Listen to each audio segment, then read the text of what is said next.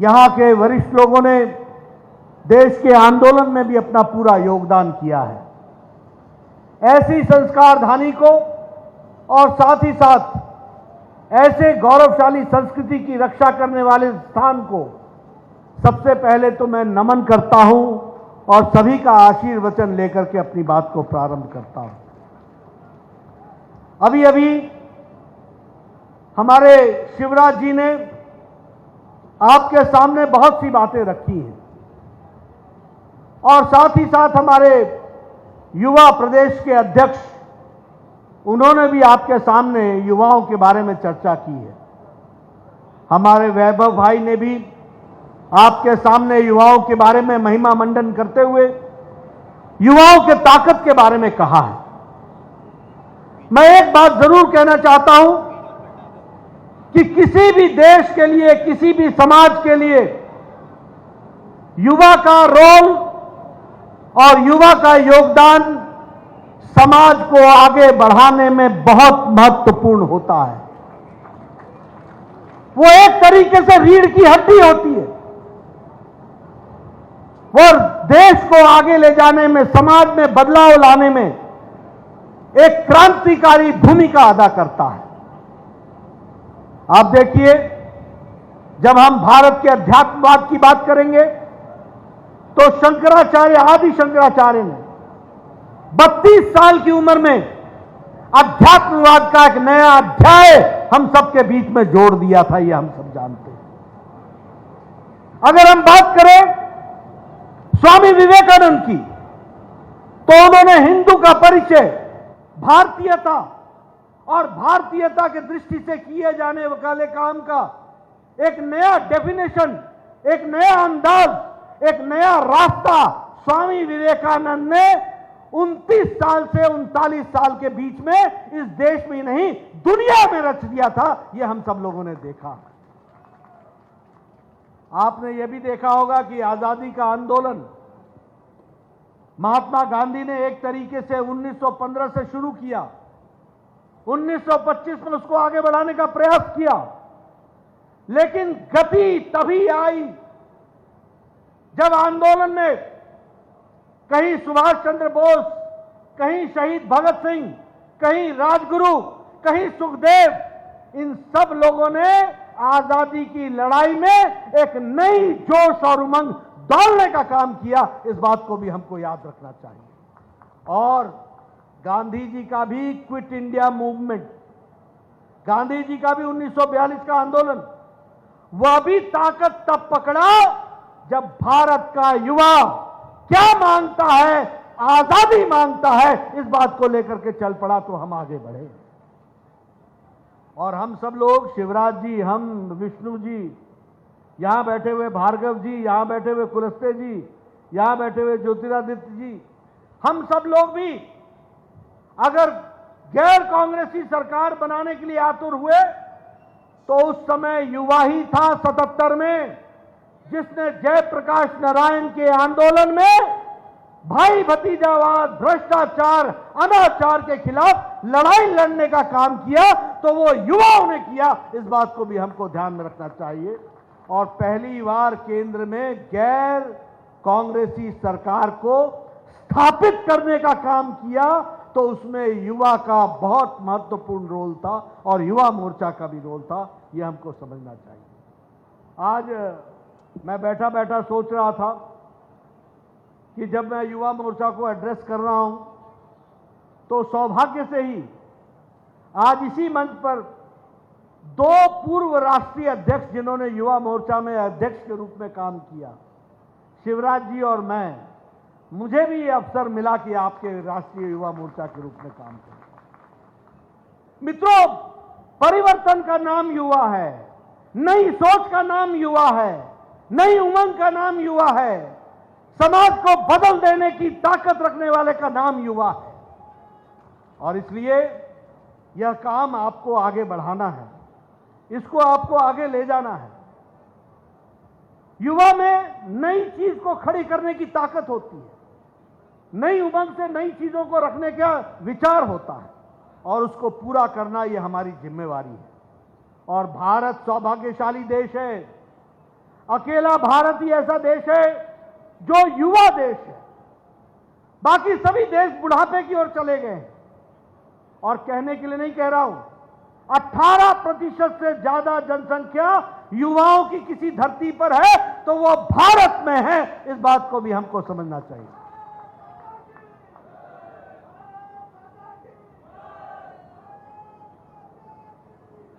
ये युवाओं का देश है।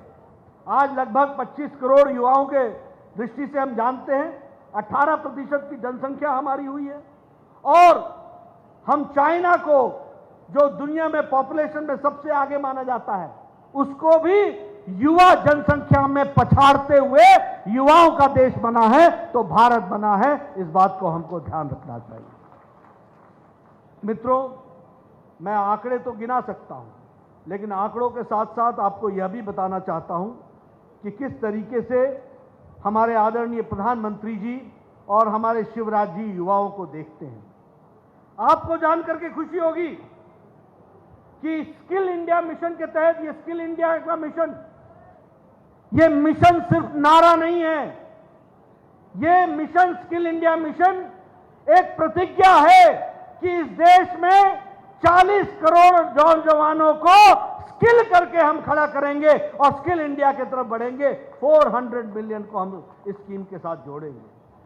आज आपको जानकर के खुशी होगी, 2014 में स्टार्टअप की संख्या 65 और 70 थी, बाद में 135 हुई।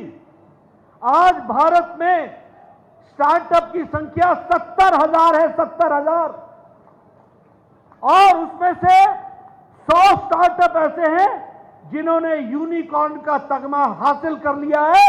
वो 100 करोड़ के टर्नओवर से ऊपर बढ़ चले हैं। ये हमारा युवा भारत है, इसको हमको समझना चाहिए। यानी मोदी जी की सीख ने और शिवराज जी ने धरती पर उतार करके युवाओं में ये मन भरा है, ये मस्तिष्क में डाला है कि युवा मांगने वाला नहीं होगा, युवा अब देने वाला होगा और देगा भी। तो 70 स्टार्टअप को खड़ा करके इसको भी हमको याद रखना चाहिए। मित्रों, मेक इन इंडिया, इस कार्यक्रम को भी एक नए रूप देने का प्रयास हुआ है। मेक इन इंडिया, इसको भी एक नया रूप देने का प्रयास हुआ है। फिट इंडिया मूवमेंट ने अपने आप में भारत के युवाओं के बारे में एक नई तस्वीर खींची है। डिजिटल इंडिया की अगर हम बात करें तो डिजिटल इंडिया ने भारत की तस्वीर बदल दी है और उस बदलने में युवाओं का सबसे बड़ा योगदान है। इस बात को हमको समझना चाहिए। मित्रों, ये बात मैं आपको इसलिए कह रहा हूं, आपको कभी यह आभास नहीं होगा कि डिजिटल इंडिया में भारत सिर्फ भारत को ही सर्व नहीं कर रहा है, भारत दुनिया को सर्व कर रहा है। और भारत के सारे कार्यक्रम आज डिजिटल इंडिया के कार्यक्रम हो गए हैं और हमारा युवा उसको भी आगे बढ़ा रहा है। इसको भी हमको समझना होगा। मित्रों, अगर हम मध्य प्रदेश की बात करें तो सीएम एंटरप्रेन्योरशिप के तहत जो फाइनेंशियल असिस्टेंस दिया जा रहा है, जो आर्थिक ताकत दी जा रही है, उसको भी हमको याद रखने की जरूरत है। अगर हम उद्यम क्रांति योजना की बात करें, अगर हम युवा स्वाभिमान योजना की बात करें, अगर हम मुख्यमंत्री कौशल संवर्धन योजना की बात करें, ये सारी योजनाएं ऐसी योजनाएं हैं जो मध्य प्रदेश के युवाओं को धरती पर मजबूती देने का काम कर रहा है। और मैं युवा मोर्चा के कार्यकर्ताओं से कहना चाहता हूं कि सिर्फ नारा लगाना तुम्हारा काम नहीं है, कार्यक्रमों को धरती पर उतारना और युवाओं को सशक्त करना। मध्य प्रदेश की बात करें तो सीएम एंटरप्रेन्योरशिप के तहत जो फाइनेंशियल असिस्टेंस दिया जा रहा है, जो आर्थिक ताकत दी जा रही है, उसको भी हमको याद रखने की जरूरत है। अगर हम उद्यम क्रांति योजना की बात करें, अगर हम युवा स्वाभिमान योजना की बात करें, अगर हम मुख्यमंत्री कौशल संवर्धन योजना की बात करें, ये सारी योजनाएं ऐसी योजनाएं हैं जो मध्य प्रदेश के युवाओं को धरती पर मजबूती देने का काम कर रहा है। और मैं युवा मोर्चा के कार्यकर्ताओं से कहना चाहता हूं कि सिर्फ नारा लगाना तुम्हारा काम नहीं है, कार्यक्रमों को धरती पर उतारना और युवाओं को सशक्त करना, ये युवा मोर्चा का काम है और इस काम को आपको करना होगा। ये इतनी स्कीमें, ये मेक इन इंडिया की स्कीम थी, ये बाकी स्कीमें थी, इसको धरती पर उतारने का काम अगर किसी ने करना है तो वो आज आप सब लोगों को करना है, ऐसा मैं कहना चाहता हूं। अभी अभी हमारे शिवराज जी ने आपके सामने चर्चा की और उन्होंने कहा कि यूक्रेन से 23,000 बच्चों को भारत लेकर के आया। मित्रों, ये सिर्फ 23,000 बच्चों को लाने का मामला नहीं है, ये भारत की बदलती तस्वीर मोदी जी के नेतृत्व में है, इस बात को समझने का है। आप बताइए, आज से पहले कोई भारत का प्रधानमंत्री पुतिन से बात करता हो और ज़ेलेंस्की से बात करता हो और दोनों को कहता हो युद्ध रोको, भारत के नौजवानों को मुझे लाना है वापस, और दोनों युद्ध रोक देते हैं।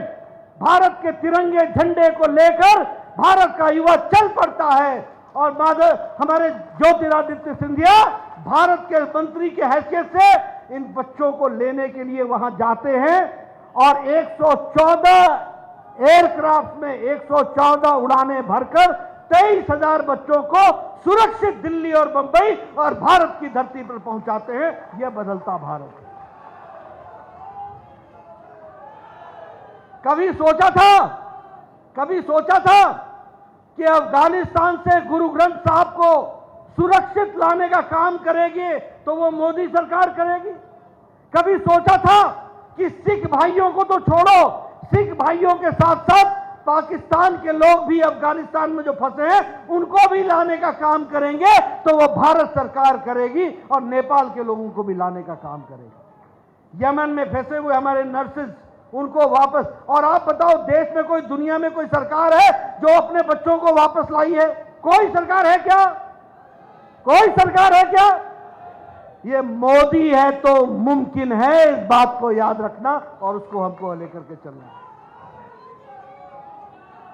आज जब हम इस बात की चर्चा कर रहे हैं, मैं हमेशा इस बात की चर्चा करता हूं। आज आप लोग बड़े नजदीक बैठे हुए हैं, किसी के मुंह में मास्क नहीं है और नजदीक बैठे हैं। ये कैसे बैठे हैं? ये कैसे बैठे हैं? मित्रों, इस देश में याद रखना, गलत नेतृत्व आता है तो क्या होता है और सही नेतृत्व आता है तो क्या होता है। गलत नेतृत्व आता है तो पेनिसिलिन की दवा पहुंचने में 25 साल लगते हैं। गलत नेतृत्व बैठता है तो मीजल्स की दवा पहुंचने में 20 साल लगते हैं। गलत व्यक्ति अगर गद्दी पर बैठता है तो इस देश में पोलियो का ड्रॉप्स पहुंचने में 37 साल लगते हैं। अगर गलत व्यक्ति बैठता है तो टेटनस की दवा को पहुंचने में यहां 28 साल लगते हैं।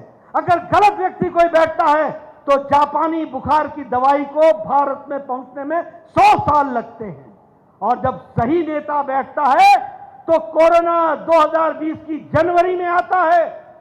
कोरोना की दवाई की तैयारी अप्रैल 20 को शुरू हो जाती है और 2020 के अक्टूबर में दवाई टेस्ट के लिए तैयार हो जाती है और जनवरी 21 में यह दवाई लगनी शुरू हो जाती है और जनवरी 22 के बाद 192 करोड़ डोज लग करके, डबल डोज लगा के और बूस्टर लगा करके हमारा भाई सुरक्षा कवच पहन करके यहां खड़ा रहता है। यह है सही आदमी के बैठने का फर्क। आज भारत मांगने वाला नहीं है, देने वाला भारत हो गया है। आपको जानकर खुशी होगी कि 100 देशों को वैक्सीन पहुंचाने का काम अब भारत ने किया है। आपको जानकर खुशी होगी कि 18.5 करोड़ डोज भारत ने पहुंचाया है और आपको जानकर खुशी होगी कि 48 देशों को वैक्सीन भारत में मोदी जी ने मित्र वैक्सीन के नाम से मुफ्त पहुंचाने की कोशिश की है और उनके बच्चों को इसकी चिंता की है।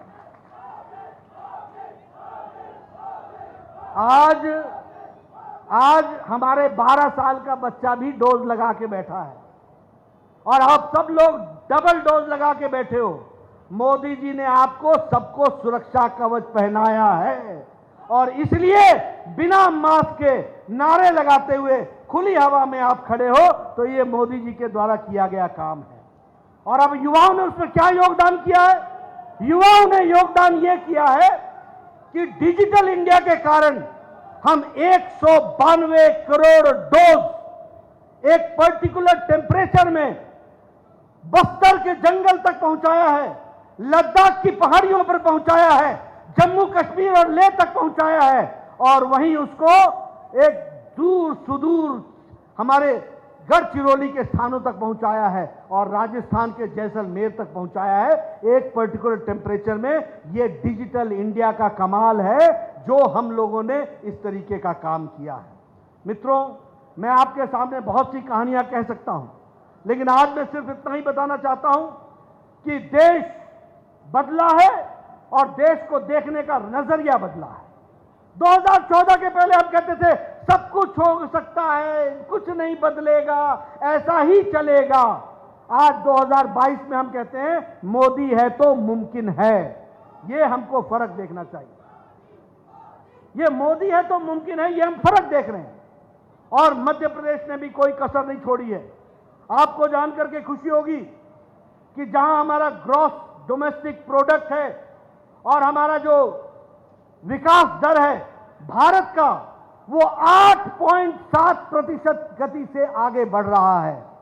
अमेरिका 4.4% पर है, यूरोप 3.7% पर है और भारत 8.7% पर।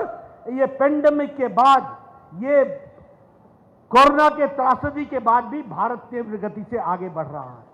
आपको जानकर खुशी होगी कि मध्य प्रदेश भी पीछे नहीं है। मध्य प्रदेश का ग्रॉस डोमेस्टिक प्रोडक्ट जो है वो 19.74% से बढ़ रहा है, 19.74% से बढ़ रहा है। इसका मतलब हमको यह ध्यान में रखना चाहिए कि ग्रॉस डोमेस्टिक प्रोडक्ट जो पहले 9,76,281 करोड़ था, आज मध्य प्रदेश का वो बढ़कर 11,69,004 करोड़ पहुंच गया है। ये भी हमको ध्यान में रखना चाहिए। उसी तरीके से हमारे यहां पर कैपिटा इनकम, पर व्यक्ति की आय सालाना भारत की 79,000 थी, वो बढ़कर के 1,50,000 हो गई है और मध्य प्रदेश की 1,24,000 पहुंच गई है। ये मध्य प्रदेश तीव्र गति से आगे बढ़ रहा है। उसी तरीके से आप लोगों ने 2,87,00,000 आयुष्मान कार्ड का वितरण किया है और उसको आप लोगों ने आगे बढ़ाया है। ये बहुत ही अच्छी शुभ सूचना है। उसी तरीके से लगभग हमारे यहां मेडिकल कॉलेज 170 मेडिकल कॉलेज बने हैं और उसमें से 17 मेडिकल कॉलेज यहां अप्रूव हुए हैं। 14 मेडिकल कॉलेज की घोषणा हो चुकी है, 17 मेडिकल कॉलेज खुल रहे हैं। और सबसे बड़ी बात है, युवाओं तुम याद रखना, गांव-गांव में जाकर के शिवराज जी का संदेश देना कि ये मध्य प्रदेश की धरती में अब मेडिकल की शिक्षा और इंजीनियरिंग की शिक्षा अंग्रेजी में नहीं, हिंदी में होगी और हमारा भाई पढ़ सकेगा और डॉक्टर बन सकेगा। ये याद रखना मित्रों, ये याद रखना, ये फैसला आने वाले समय में आपको डॉक्टर, अब गांव का डॉक्टर मिलेगा। गांव से पढ़ा हुआ व्यक्ति डॉक्टर बनता हुआ दिखेगा, इंजीनियर बनता हुआ दिखेगा। बोलो परिवर्तन लाया कि नहीं लाया? लाया कि नहीं लाया? मैं पीछे से आवाज सुनना चाहता हूं, परिवर्तन आया है कि नहीं आया है? इसको गांव-गांव में बताओगे कि नहीं बताओगे कि अब हमारा डॉक्टर सिर्फ कॉन्वेंट स्कूल का पढ़ा हुआ नहीं होगा, अंग्रेजी स्कूल का पढ़ा हुआ नहीं होगा, गरीब की मां के कोख से निकला हुआ बच्चा भी अब डॉक्टर बनेगा और आगे बढ़ेगा। इस बात को हमको समझना होगा। उसी तरीके से वैक्सीन में 12 करोड़ आप क्रॉस कर गए। अगर 192 करोड़ पहुंचा तो 12 करोड़ आपने क्रॉस कर दिया। अगर हम बात करें प्रधानमंत्री उज्ज्वला योजना की, तो उसमें अगर देश में 9 करोड़ गैस के कनेक्शन बांटे गए तो आपने भी 80 लाख गैस का कनेक्शन बहनों को दिया है। अभी हमारी बहन बैठी हुई हैं, हमारे आज ये राज्यसभा में जा रही हैं, हमारी कविता बहन जी जा रही हैं। इन लोगों से पूछिए पहले कितनी मुसीबत होती थी महिलाओं को। मैं पूर्व हेल्थ मिनिस्टर रहा हूं, देश का भी और प्रदेश का भी। मैं आपको बताना चाहता हूं कि एक महिला लकड़ी के चूल्हे के बगल में बैठ करके दिन में अगर 2 खाना बनाती है तो वो 200 सिगरेट का धुआं अपनी छाती और फेफड़ों पर लेती थी। आज मोदी जी ने ऐसे 9 करोड़ बहनों को आजाद कर दिया। अब उनको कोई धुआं अपने फेफड़े में लेने की जरूरत नहीं है। एक लाइटर से टक से जलाएंगी और गैस का चूल्हा जलेगा। 5 मिनट में चाय घर वाले को पिलाएंगी, आधे घंटे में भोजन कराएंगी और खुद भी छुट्टी पा करके दिन भर के काम के लिए लग जाएंगी। ये आजादी देने का काम किया तो आदरणीय मोदी जी ने किया। और उसमें शिवराज मामा भी पीछे नहीं रहे। इन्होंने भी 80 लाख लोगों, 80 लाख बहनों को इसमें जोड़ा है। उसी तरीके से घर बनाने में गांव में 35 लाख घर मध्य प्रदेश में बने और 7 लाख शहर में बने। कुल मिलाकर के 42 लाख पक्के मकान बने। और पक्के मकान चूल्हे के साथ, शौचालय के साथ, बेडरूम के साथ, कोर्टयार्ड के साथ, ये सारी चीजें दी गई हैं। लेकिन मामा ने इसकी चाबी पतिदेव को नहीं दी है, माता को दी है, मातृशक्ति को दी है। यह भी हमको याद रखना चाहिए। आदरणीय मोदी जी ने साफ कहा है कि ये आवास योजना के मालिक का ना हक जो होगा वो बहनों का होगा, वो संभाल के रखेंगी। उसको भी हमको समझ करके चलना चाहिए। मैं आपसे ये भी बताना चाहूंगा कि आज 43.53 लाख मेट्रिक टन ये प्रधानमंत्री गरीब कल्याण अन्न योजना में मध्य प्रदेश ने बांटा है। 5 किलो गेहूं, 5 किलो चावल, 1 किलो दाल, ये देने का आपने काम किया है। और लगभग 10 करोड़ लोगों को जहां प्रधानमंत्री किसान सम्मान निधि दी गई है, तो मध्य प्रदेश ने उसमें ही हमारे यहां लगभग 89,050 करोड़ हमारे इतने लाख किसानों को आपने प्रधानमंत्री किसान सम्मान निधि से जोड़ा है। और सबसे खुशी की बात यह है कि अगर प्रधानमंत्री जी ने साल भर में 6,000 रुपए पहुंचाया तो शिवराज जी ने भी 4,000 रुपए देकर के साल का 10,000 रुपए किसान के खाते में पहुंचाने का काम किया है। एक परिवर्तन की दृष्टि से हम उसको आगे बढ़ रहे हैं। हमारे 560 करोड़ रुपए हमारे शिवराज जी ने हमारे रेडी वालों को 10-10 हजार रुपए के उधार देने का काम किया। इसलिए गरीबों की लड़ाई युवा साथी लड़ी है तो भारतीय जनता पार्टी ने लड़ी है। मुझे खुशी है कि मध्य प्रदेश ऑर्गेनिक फार्मिंग में देश में नंबर 1 पर आकर के खड़ा हो गया है। मुझे खुशी है कि राष्ट्रीय शिक्षा नीति को सबसे तीव्र गति से लागू करने वाला प्रदेश है तो वो मध्य प्रदेश बन गया है। मुझे खुशी है कि नंबर 1 पर खड़ा है जनधन अकाउंट सुकन्या समृद्धि योजना में अकाउंट खोलने में और अकाउंट में पैसा पहुंचाने में ये मध्य प्रदेश नंबर 1 पर है। और इंदौर शहर सबसे साफ शहर यह भी 5वीं बार हुआ है तो वो इंदौर मध्य प्रदेश में हुआ है, वो भी हमको समझना चाहिए। बजट के वेलफेयर स्कीम में आपने 8,000 करोड़ रुपए खर्च करके आपने उसमें भी अपना नंबर 1 पोजीशन बनाया है। महिला सशक्तिकरण की दृष्टि से 50% रिजर्वेशन लोकल सेल्फ गवर्नमेंट में मध्य प्रदेश सरकार ने किया है।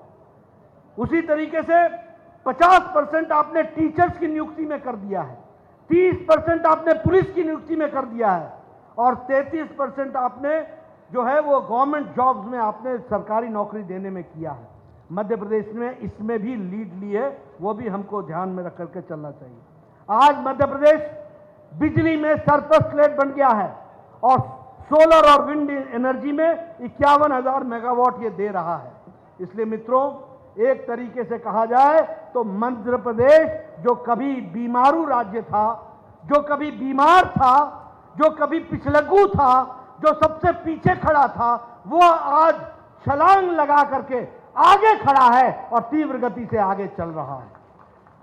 लेकिन मेरा युवा साथियों से एक निवेदन है कि समय बिना गवाए हुए आप सबको तीव्र गति से इन सारे आंकड़ों का अध्ययन करना चाहिए। युवा मोर्चा सिर्फ नारे लगाने के लिए नहीं है। मैं बड़े साफ शब्दों में कहना चाहता हूं, युवा मोर्चा कल के भारत के सपने को साकार करने वाला उपकरण है, उसको समझना चाहिए। और अगर वो उपकरण है तो उसको अपने कंधे मजबूत करने चाहिए, उसको अध्ययन करना चाहिए। हम यहां पर सिर्फ इधर उधर की बात करने नहीं आए हैं, हम देश को दिशा देने आए हैं। हम प्रदेश को दिशा देने आए हैं, और अगर हम प्रदेश को दिशा देने आए हैं तो हमारी बुद्धि इतनी तीक्ष्ण होनी चाहिए कि हमको कल आने वाली समस्या मालूम होनी चाहिए, और हमारा तन और मन और विचार उस समस्या से जूझने की मन रखना चाहिए, और उस समस्या से जूझ करके भारत को, मध्य प्रदेश को आगे बढ़ाने में तत्पर रहना चाहिए। इसका नाम युवा है, इसको हमको समझना चाहिए। इसलिए मित्रों, मैं यहां पर भाषण आपके सामने लुभावने वाले भी भाषण दे सकता था, लेकिन मैंने आपको आंकड़ों से लैस किया। आपको आंकड़ों से इसलिए लैस किया कि we are serious political worker. मैं जब युवा मोर्चा का काम करता था तो मैं उस दिन भी यही कहता था, अरे कल हमने संभालना है, कल पार्टी हमने संभालनी है, कल देश को हम लोगों ने चलाना है, कल प्रदेशों को हम लोगों ने चलाना है। अगर हम इन बारीकियों को नहीं समझेंगे और सिर्फ नारे लगाते रहेंगे तो काम नहीं चलेगा। नारा भी लगाना है, लेकिन दिमाग को तेज रख करके आगे भी बढ़ाना है, इसको हमको समझना चाहिए। मित्रों, मेरा पूरा विश्वास है कि युवा मोर्चा मेरी बात को पूरी ताकत के साथ और पूरी तत्परता के साथ लगेगा, और जो मोदी जी का नारा है, संकल्प से सिद्धि की ओर, युवा मोर्चा प्रण थाम ले कि संकल्प ले कि भारत की तस्वीर जो मोदी जी बदल रहे हैं उसमें अपना योगदान करेंगे। ये मौका हमको मिला है, और आने वाले समय में भारत को सबसे ऊंचे पायदान पर खड़े करने में अपना जीवन लगा देंगे। इन्हीं शब्दों के साथ बहुत बहुत धन्यवाद। जय भारत, जय मध्य प्रदेश। नमस्कार, मैं हूं मानक गुप्ता।